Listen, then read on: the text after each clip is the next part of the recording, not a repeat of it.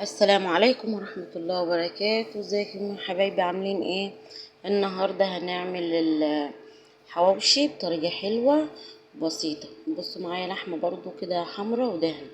هنا المكونات 5 بصلات وطماطماية وفلفل رومي وفلفل احمر. انا ضرباه في الكب يعني مفرزاه وتوم، ولو عايزة تحط فلفل سبايسي تحط براحتك.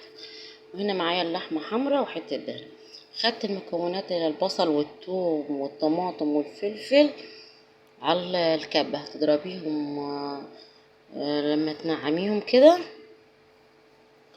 وبعد كده هصفيهم وهحطهم على اللحم.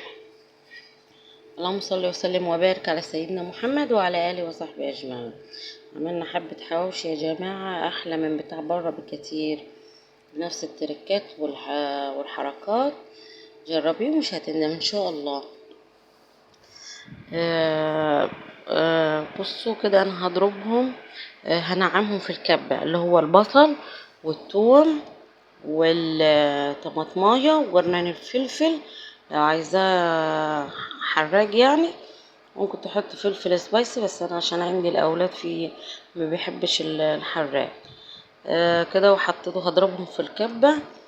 وكده انا خلطت اللحمة بالدهن بقطعة اللية يعني، عشان كانت لحمة حمرا، وفرمت معاها حتة لية وضربتهم مع بعض كده برضو في الكبة. كده بص الخليط ده كله ضربته في الكبة، صفيته برضو من المية. لازم تصفيه من المية عشان المية بتاعت الحاجات دي ما تطلعش على العيش وتخليه يبش منك العيش ويطلع طري ومفرول ومش حلو. دي معلومة يعني لازم تكون عارفاها. صفيهم كويس جدا من ما تضربهم في الكبة ناعم هينزلوا سوائل. صفيهم كده في المصفاية وتضغط عليهم كده لما تنزل كل المية.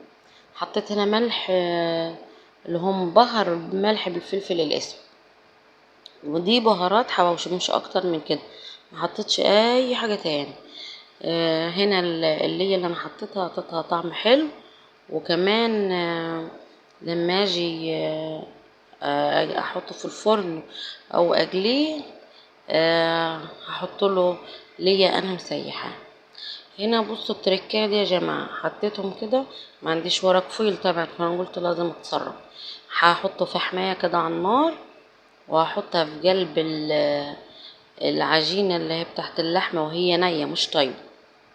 طيبت كده الفحمايه، وهحطها وهكتمها كده وهغطيها بغطا او اي حاجة لمدة 10 دقايق.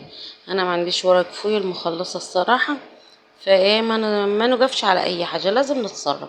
الست الشاطرة كده كلكم شاطرين وحلوين يتصرفوا في اي حاجة. هنا جبت العيش كنت مفتحاه طبعا وحشيته معاكم، وحشيته كده. وبعد كده هحط هدهن اللي هي بصوا سمنة على ليا لا زيت على ليا قصدي، يعني اللي هي انا مسيحاها، وحطيت عليها معلقتين زيت. وكده ادهن الرغيف من الوش والظهر، تدهني الرغيف وشه وظهر من الناحيتين. يعني في طريقتين انا بعمل بيهم. ممكن كده انا الكمية دي هحطها في الفرن، وفي بعمل على الطاسة. اللهم صل وسلم وبارك على سيدنا محمد وعلى اله وصحبه اجمعين. اللي وصل من هنا يدعمنا بلايك يا جماعه، والله العظيم بتعب في الفيديوهات دي. ادعمونا باللايك وشاهدوا لنا الفيديو فضلا وليس امرا طبعا. ربنا يعزكم كده وتجبروا بخاطر ان شاء الله. بص انا كده دهنتهم. على فكره في كان مقطع يا جماعه انا بحشي العيش بس ما اتحطش، اتحذف.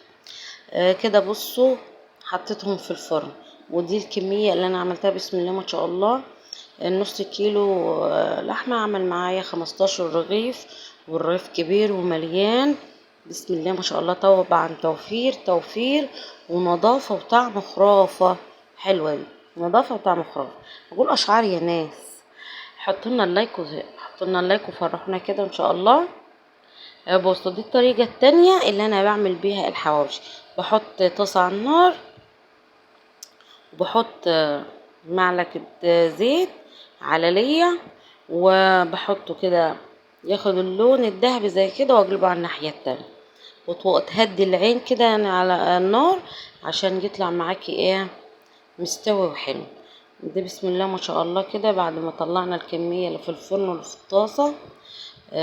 بسم الله ما شاء الله، يعني بصوا المنظر يتحدث عن نفسه، والطعم مش هقدر اقول لكم غير لما تجربوه وهتدوقوه انتوا بنفسه، وطالع مجرمش، والطعم حكايه. اللي هي دي حطيته في حته تاني خالص مع الفحمايه يا جماعه اللي انا حطيتها مع العجينه وهي نيه، ومعانا حبه مخلل كده، وكان سخن ما بقطع والله، بس كان طعمه حلو، مكنتش قادره امسك، وكان مجرمش خالص. واللي وصل واللي عجبه الفيديو حط لنا اللايك ويشير الفيديو، وشكرا ليكم.